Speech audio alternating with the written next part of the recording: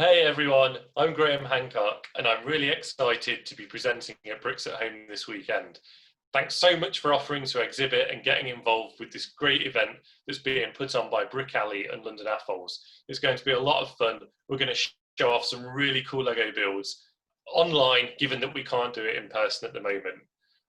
So there's just a few things that I'm going to run through with you to help make it all run smoothly, to help give you some useful information, that will hopefully put your mind at ease and prep you for Saturday and Sunday.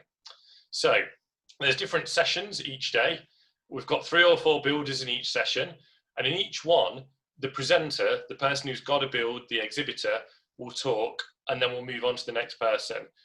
So I'll be asking questions about the model, and you'll have a chance to show off what you've done. You'll be able to tell everyone about your mark, pull out interesting details, things that you think people will like about it, highlight things that you're really proud of, all that sort of thing. Each person's interview will last about 15 to 20 minutes within the session.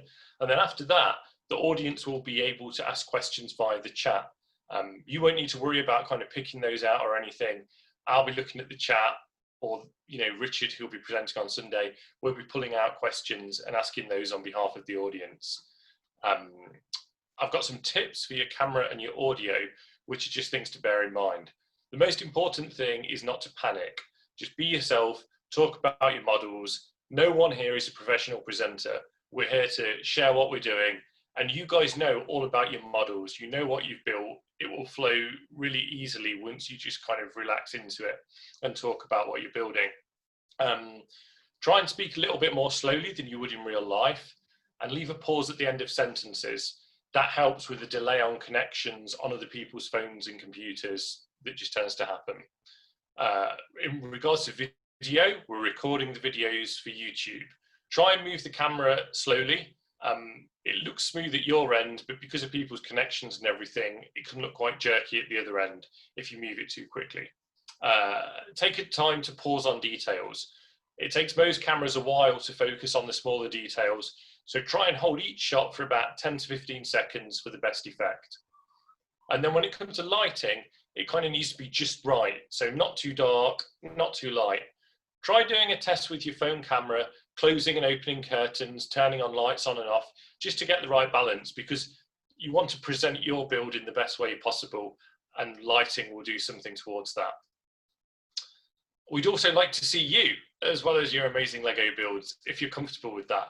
So feel free to get in front of the camera for questions. Again, it's nice for people, if they're asking you a question, to see your face when you're responding to it.